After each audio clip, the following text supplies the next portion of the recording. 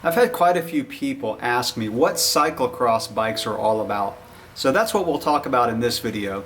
I'll talk about the different types of riding that you can do with a cyclocross bike, as well as the different types of bike out there in case you want to add one to your stable. Let me talk about first how I got into cyclocross bikes. I did a cyclocross race on a mountain bike when a local race series came near my house, and I had an absolute blast.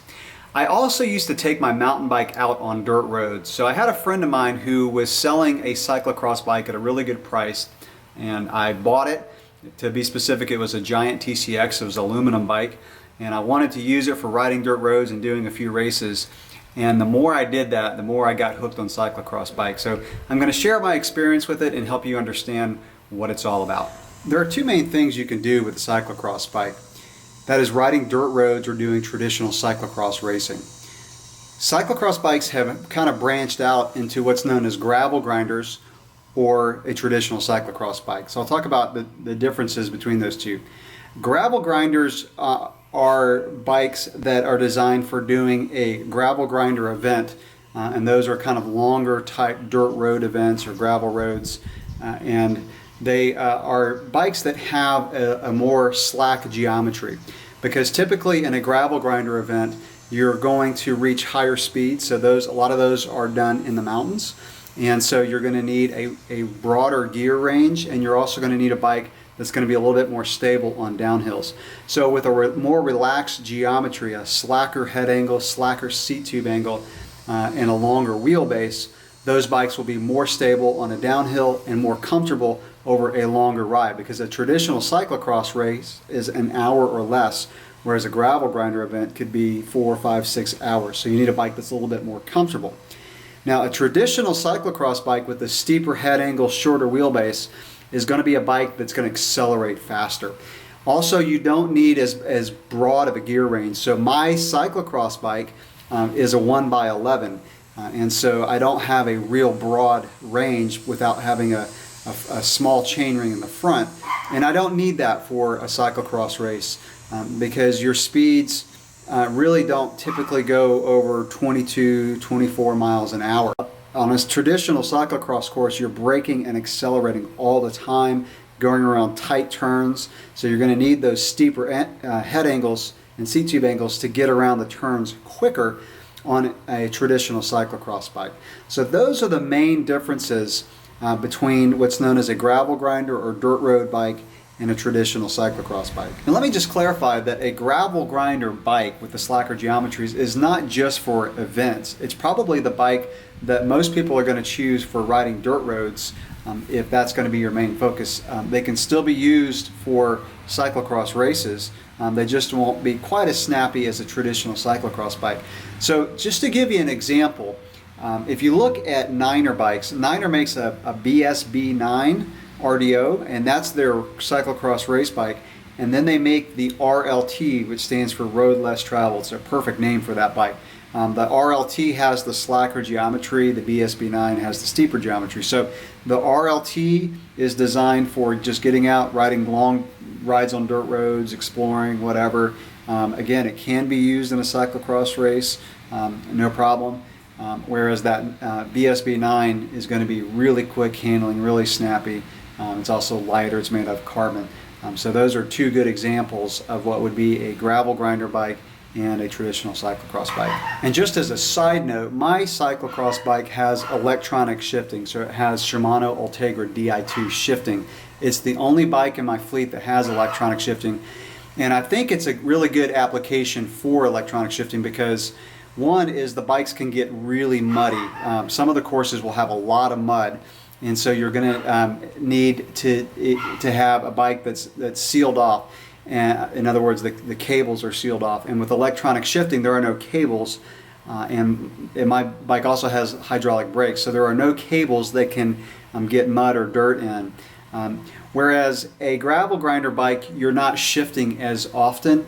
And even though those can get pretty muddy, I found that a pure cyclocross race oftentimes will throw more mud and sand at you than just riding on dirt roads. I'll talk about dirt road riding first, because I think a lot of people watching this video are going to be interested in this, because dirt road riding adds a whole nother type of variety to your riding. So if you ride on the road and or you do mountain biking, adding the ability to ride dirt roads, if you have some in your area, I think is really going to open up a new avenue of riding. I love going out on dirt roads for a lot of reasons, and let me talk about those. First of all, like I said, just the variety. Being able to find the road less traveled. There'll be times when I'm out on a road and I'll see a dirt road, and it's really fun to go on Google Maps and just find some new dirt roads to ride and just exploring. So just getting out and exploring the dirt roads. Now obviously you can do that on your mountain bike, but having a cyclocross bike allows you to cover ground a lot quicker. And if you get into riding in groups, it's interesting around my area, dirt road riding has just exploded. A lot of guys who used to spend a lot of time on the road are now riding the dirt roads, and so being able to ride in a group with other guys, typically they're going to have cyclocross bikes unless you just hook up with some guys on mountain bikes, but being able to get out there on the dirt roads and riding with a group is a lot of fun. The dirt roads around my area typically will have more shade, so especially in the summertime it's nice to get out on roads that have more shade. Also, they're obviously a lot safer from traffic. Now, I showed my bike fleet in another video, and I showed my road bike that I've had for probably a year and a half, 2 years now.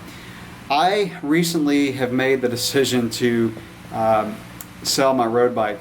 I had an incident a few weeks ago that really pushed me to do that, and I was out on a 2-lane country road, huge bike lane on both sides, straight, just out in the middle of nowhere, no traffic. I was doing intervals, head down, just getting after it, and a car came within inches of me. Either did it on purpose or was looking down at the radio or texting. I have a feeling it was the latter. And so it really, it's one of those things where you have trouble going to sleep at night. And I mentioned in my video where I show my fleet that I've had seasons where I get out of road biking. I kind of feel like this is it for me. I've got 2 small kids, and had that car been a couple inches closer, I wouldn't be here making this video, and my kids wouldn't have a dad. So that's a personal decision that everybody has to make. Now, I still will have to ride on the road on my cyclocross bike. I just am not doing it near as much, because connecting dirt roads, or even on my mountain bike, riding out to the trailhead, I'm going to be on the roads, but I use a mirror. I watch the traffic behind me. When I was doing the interval that time, I wasn't watching my mirror. Had I been doing so, I would have gotten off the road. So I say all that to say that adding in the option of training on dirt roads it's going to be safer. Because if you're a mountain biker, it's real important to get that type of riding where you're just at constant effort that you get on a road bike. And so, the riding on the trails, a lot of times it's hard to get that constant effort because you're stopping, you're pedaling quite a bit for corners and things like that. So that's why I like adding dirt roads into my training.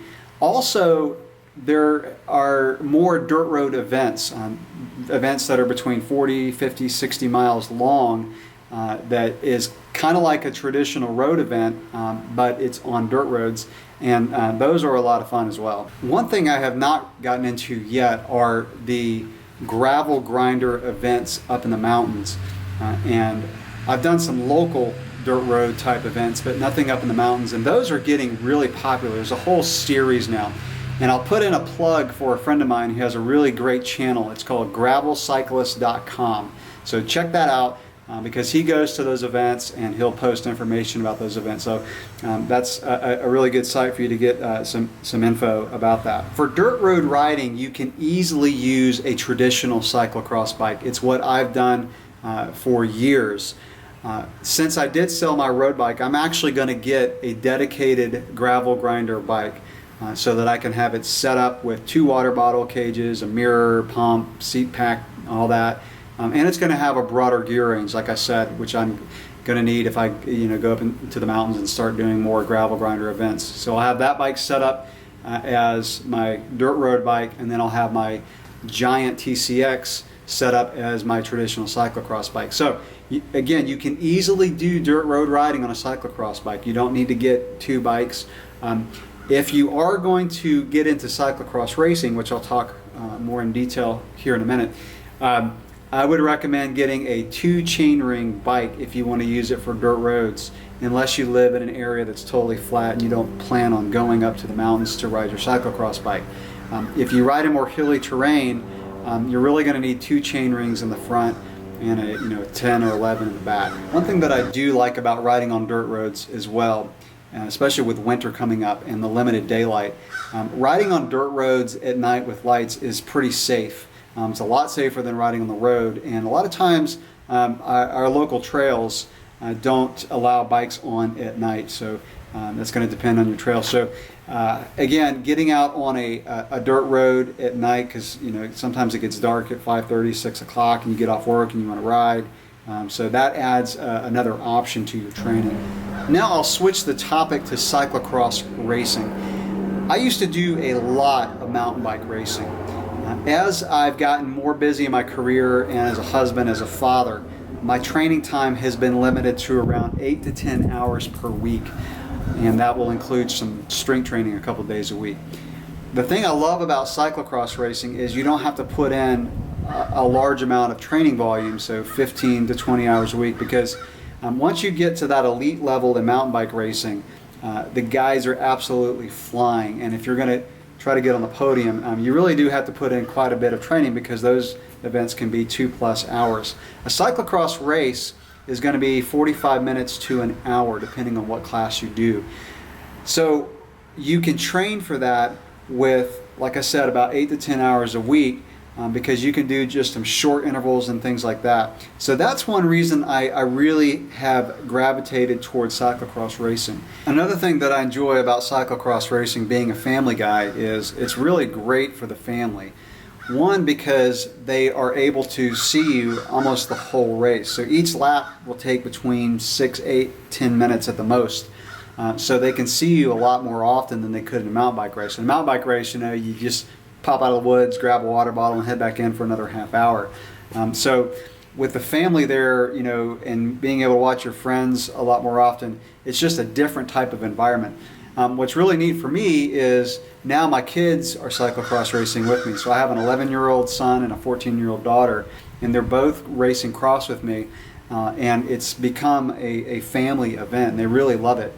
Cyclocross racing to me is also a pretty safe type of bicycle racing. Like I said earlier, you're on grass, a little bit of pavement, not much, so it's usually dirt, mud, or grass, or sand.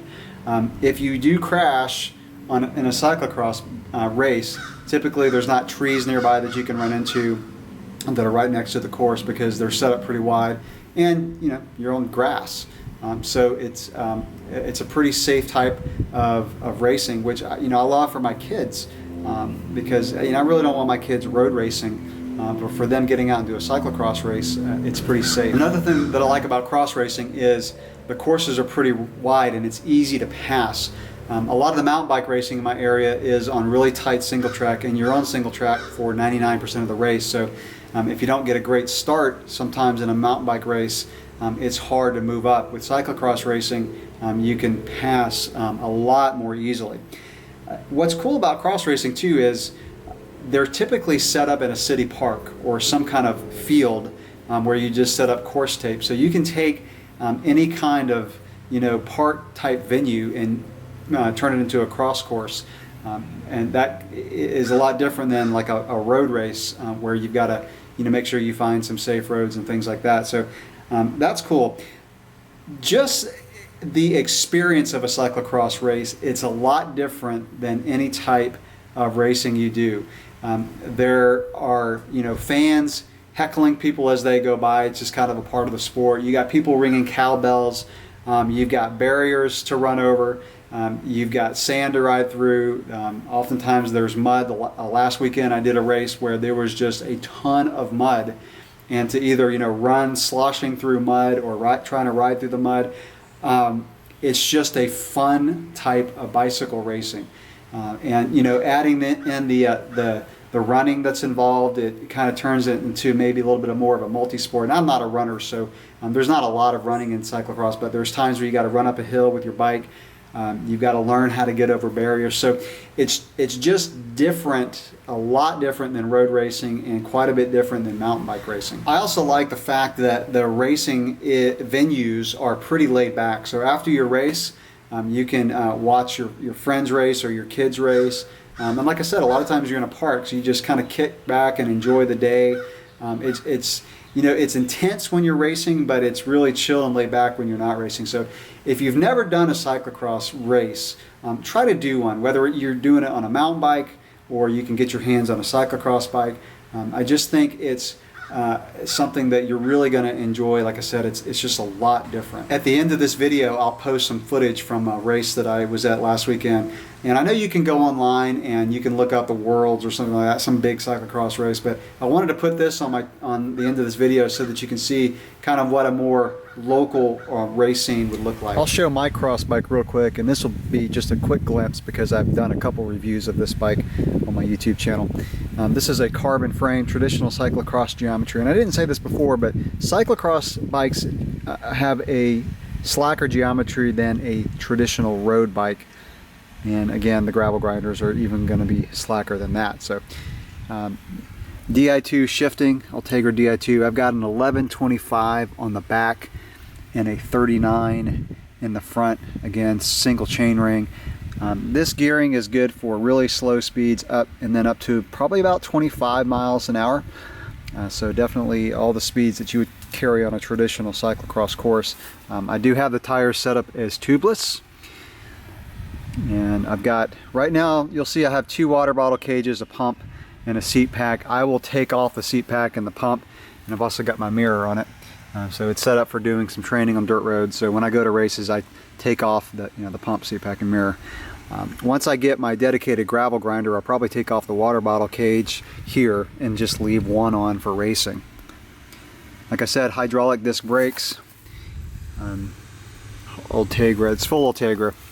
So these are the levers, and the Di2 levers, and the hydraulic brake levers. So that's it. And I do have a chain guide on it. It came like this from Giant. Even though this is a narrow wide chain ring, I do like the fact that it has this chain guide because it gets pretty bumpy on cross courses, and if you bounce a chain off in the middle of a race, it could be over. So definitely glad they included that. Now, I didn't mention this, but I use traditional mountain bike pedals, which is what you really have to use, because when you're jumping on and off the bike, you can't try to get your pedal set up a certain way like you would a road pedal that's only one-sided. You just put your foot on it and click in on either side. So with my gravel grinder bike, when I get that, I will probably use my road pedals just because I have them. And I'll probably set that up as a pit bike. And a pit bike in cross racing is one that you can set up, just kind of leave it in the pits, just like it sounds, and grab it whenever you go by if you need to get another bike. On cross courses, you cannot go backwards, so you have to keep going forwards, but when you get to the pit, you can grab another bike. So if I leave my gravel grinder in a pit, I will put my mountain bike pedals on for that. So if you don't own a cyclocross bike, whether it's a pure race bike or a dirt road bike, and the things that I've told you interest you, I think that you would be able to add one to your bike fleet for between $500 to $1,000 if you just wanted to get kind of an entry-level bike. The race bikes now are getting pretty expensive. They're carbon frames. A lot of them have hydraulic brakes now and Di2 shifting. And let me just throw in a note here. If you do decide to get a cyclocross bike, I would highly recommend one with disc brakes, whether mechanical or hydraulic. The cantilever brakes of old, the more traditional type bikes, they just don't work very well.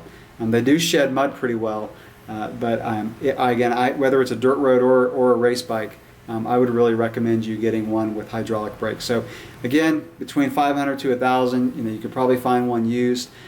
You could, in theory, take an old road bike if you wanted to and convert it into a cyclocross bike. If you do that, what I would recommend is getting cantilever brakes for it if you can. A lot of times the road bikes you cannot. So that would be more to just kind of get into the sport. But if you do that, try to put a bigger tire on the front. So maybe a 38C tire in the front and a 33 to 35 in the back. What that's going to do is it's going to raise the front end just a little bit and slacken the head angle because a road bike has a pretty steep head angle. But again, if you think you're going to get into it, I would recommend looking for a used bike or a good deal at your bike shop to get one that to just kind of get you into the sport. If what I've talked about really interests you and you're like, yes, I definitely want to get into it, then you could spend up to $3,000–4,000 on a cross bike. Whether you get carbon or aluminum, it doesn't really matter a whole lot in a cross bike. I like my carbon because it's stiff, it's light, but you don't need to have carbon for a cross bike. And that's one thing that I really like about cross bikes is the technology can only go so far. With mountain biking, there's just so much variety. There's 29ers, 27.5, all kind of different brakes and travel and things like that, electronic shifting, or there's so much types of technology with a cross bike.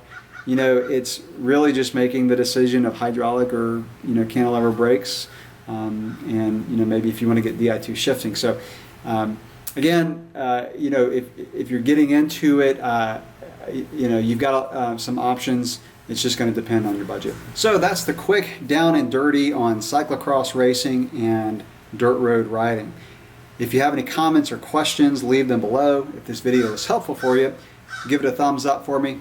Thanks for watching, and here are some scenes from the local race that I did last week.